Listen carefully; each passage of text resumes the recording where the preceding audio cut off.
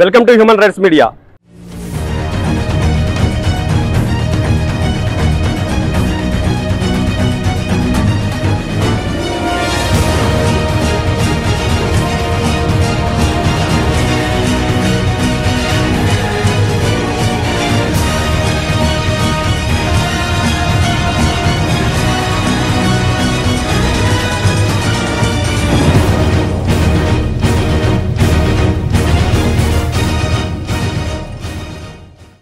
కుత్బుల్లాపూర్ నియోజకవర్గంలోని కుత్బుల్లాపూర్ మండలకు సంబంధించినటువంటి బీజేపీ మహిళా మోర్చా ఆధ్వర్యంలో ఈరోజు స్థానిక మండల కేంద్రంలోని తహసీల్దార్ కార్యాలయంలో బీజేపీ మహిళా మోర్చా సంఘాల ఆధ్వర్యంలో రిప్రజెంటేషన్ ఇవ్వడానికి తహసీల్దార్ కార్యాలయానికి విచ్చేశారు.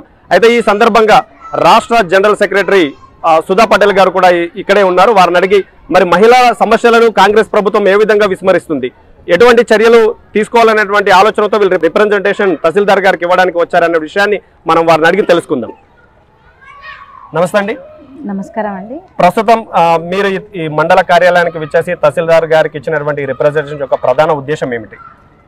ఏదైతే గత 8 నెలలుగా గెలిచినటువంటి కాంగ్రెస్ ప్రభుత్వం రేవంత్ రెడ్డి గారు ఏదైతే నమ్మపూర్వకంగా జనాలని మోసం చేసి అబద్ధాలు చెప్పి మరి సీఎం పీఠాన్ని కైవసం చేసుకున్నటువంటి రేవంత్ రెడ్డి మరి 6 గ్యారంటీలు ఇవ్వడం జరిగింది. 6 గ్యారంటీలలో మహిళలకు పెద్దపీఠం వేస్తామని చెప్పారు.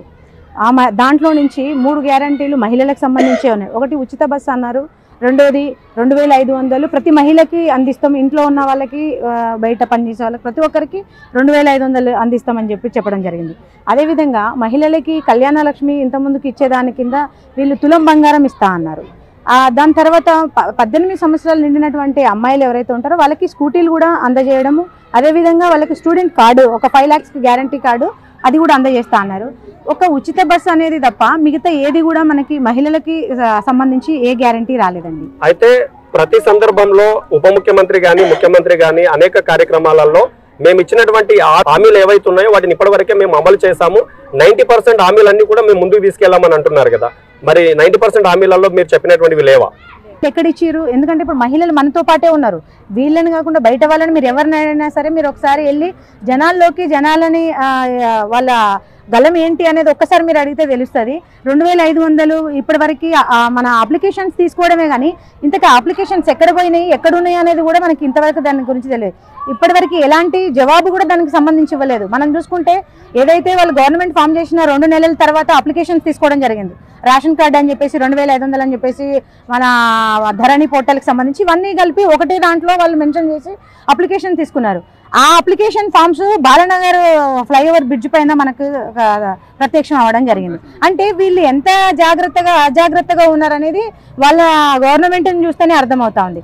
మరి అవి రోడ్ల మీద అప్లికేషన్ ఫామ్స్ ఉంటే మరి గవర్నమెంట్ వరకు చేరింది ఎప్పుడు, పబ్లిక్ వచ్చింది ఎప్పుడండి? ఇంతవరకు ఒక్కరికి కూడా ఎలాంటి హామీ రాలేదు, ఇంతవరకు నెరవేరలేదు కాబట్టే కదా ఇప్పుడు మహిళా మోర్చా స్టాండ్ తీసుకొని ఇక్కడ దాకా వచ్చి మెమోరాండం ఇస్తా ఉన్నాము. వాళ్ళు ఇప్పటివరకు ఎలాంటి గ్యారంటీ అయితే ఇవ్వలేదండి. ఆ ఉచిత బస్సు కూడా ఎందుకు ఇచ్చిరో తెలియట్లేదు. అది ఇవ్వడం వల్ల ఇంకా ప్రాబ్లమ్స్ క్రియేట్ చేయడమే తప్ప దానివల్ల ఎలాంటి యూజ్ లేదు. మనకి ఏదైతే మహిళలకు కావాలో అది ఇవ్వాలి కానీ అవసరం లేనిది ఇచ్చి ఎందుకండి? ఇప్పుడు 500కే గ్యాస్ అన్నారండి. 500 గ్యాస్ ఎక్కడ వస్తుంది? ఆల్రెడీ ఎలక్షన్స్కి ముందు 300 రూపాయలు నరేంద్ర మోడీ గారు ఉజ్వల గ్యాస్ కింద 400 రూపాయలు తగ్గించడం జరిగింది. ఆల్రెడీ 1000 రూపాయలు ఉన్న గ్యాస్ 600కు ఎలాగూ వస్తుంది. మరి మీరు ఇచ్చేది ఏంది 500 కన్నా? రేవంత్ రెడ్డి గారు చెప్పిన దాని ప్రకారం చూస్తే మహిళలకు ఏదైతే 500 రూపాయలకే సిలిండర్ ఇస్తామని అన్నారు కదా, ఇప్పుడు పూర్తి స్థాయిలో చెల్లించినప్పటికీ సబ్సిడీ రూపంలో వారి ఖాతాలలో పడుతున్నాయి అంటున్నారు. దీంట్లో నిజం లేదా? లేదండి. ఎందుకంటే ఇక్కడ చాలా మంది సబ్సిడీ పొందే వాళ్ళే ఉన్నారు. వాళ్ళకి 72 రూపాయల నుంచి 42, కొంతమందికి 42 రూపాయలు, కొంతమంది 70 రూపాయలు, కొంతమందికి 80 రూపాయలు అంత మాత్రమే వస్తుంది. మనం ఇచ్చేది 1000 రూపాయలు అండి. మనకి 80 రూపాయలు 100 రూపాయలు మామూలుగా 100 రూపాయలు అనుకుందాము. 1000 రూపాయలు ఇచ్చినప్పుడు 100 రూపాయలు వెనక్కి వస్తే గ్యాస్ సిలిండర్ ఎంత పడుతుంది? 900 రూపాయలు పడుతున్నట్లు లెక్క. మరి 500 ఎలా అవుతుంది? అది 500 కాదు కదా. మరి ఇది రేవంత్ రెడ్డి ఒకసారి ప్రక్షాళన చేయాలి, దీని మీద రివ్యూ పెట్టాలి. ఉచిత బస్సు ప్రయాణం మహిళలకు కల్పించడం ద్వారా మహిళలలో సాధికారత పెరిగింది.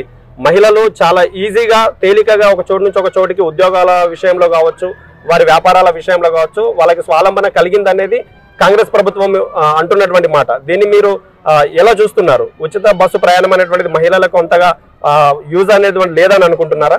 మహిళా సాధికారత అనేది బస్సు ఫ్రీ పెట్టేసి బస్సులలో తిరుక్కోండి అని చెప్పితే మహిళా సాధికారత రాదండి. మహిళా సాధికారత అనేది వాళ్ళకి ఒక రెస్పెక్ట్ ఇచ్చి వాళ్ళ స్వతహాగా వాళ్ళ కాళ్ళ మీద ఎదిగేటట్టు చేస్తే అది సాధికారత అంటారు. బస్సులలో ఫ్రీగా తిరుక్కుంటే సాధికారత కాదు. ఒకవేళ నిజంగా నువ్వు బస్సులు ఫ్రీ ఇచ్చుంటే జాబ్ చేసుకునే వాళ్ళకు, ఎంప్లాయీస్కి, అలాంటి వాళ్ళకి, మహిళలకి, ఇంకోటి చాలా మంది గవర్నమెంట్ జాబ్స్ చేసే వాళ్ళు కూడా వాళ్ళకు కూడా ఫ్రీ వస్తుంది. ఇప్పుడు గవర్నమెంట్ జాబ్ చేసే వాళ్ళకి, ప్రైవేట్ జాబ్ చేసే వాళ్ళకి ఈక్వల్గానే ఉంది కదండి. మరి దాంట్లో ఎలా సాధికారత అని చెప్పుకోవచ్చు? సాధికారత అనేది ఆ విధంగా జరగదండి. అవసరమైతే నువ్వు పావలా వడ్డీ రుణాలతోని ఇంకా నువ్వు కావాలంటే ఇంకా ఎక్కువ ఫండ్స్ ఇచ్చి వాళ్ళ కాళ్ళ మీద ఎదిగేటట్టు చేస్తే అది సాధికారత అంటారు. లేదు అని అంటే ఇంట్లో ఉన్న మహిళలకి, ఇప్పుడు ఇంట్లో ఉన్న మహిళలు కూరగాయలు కొనుక్కోవడానికి కూడా బస్సు ఎక్కిపోతున్నారు, అది సాధికారత అనరు. వాళ్ళకి ఏదైనా కుట్టు మిషన్లో లేకపోతే ఇంకేదైనా బతుకుదేరువో ఏదైనా కల్పిస్తే దాన్ని సాధికారత అని అంటారు. మహిళా సాధికారత అని అంటే బస్సులు ఫ్రీ ఇచ్చేసి తిరగమంటే సాధికారత కాదండి. వాళ్ళకి ఉపాధి కల్పించినప్పుడు మాత్రమే దాన్ని మహిళా సాధికారత అని మేము అంటాం. అయితే ఉచిత విద్యుత్ అనేటువంటిది 200 యూనిట్ల వరకు మేము ఉచితంగా కల్పిస్తామని అన్నారు. ఇప్పుడు మనం ఒక సమస్యను చూసాము. అయితే చాలా మందికి మా డివిజన్ లో కూడా రావట్లేదని చెప్పారు. మోర్ దెన్ అంతకంటే ఎక్కువగా కరెంట్ బిల్ వస్తుంది అంటున్నారు. మరి అసలు 200 యూనిట్లు అనేటువంటిది అవుతుందా, అమలు అవుతుందా, కావట్లేదా? అయితే 200 యూనిట్ల వరకు అమలు అవుతుందా అని అంటే దాంట్లో 50-50 అవుతుందండి. ఎందుకంటే చాలా మంది రేషన్ కార్డు ఉన్న వాళ్ళకి, వాళ్ళు రెంటల్ అయినా సరే వాళ్ళకి 200 యూనిట్ల వరకు ఉన్న వాళ్ళకి మాత్రము ఇస్తున్నామని అన్నారు. కానీ అది అందరికీ ఇంకా ఇంప్లిమెంటేషన్ అవ్వట్లేదు. కొంతమందికి మాత్రమే వస్తుంది. అంటే ఒక 100లో ఒక 50%, 60% అట్లా వస్తుంది.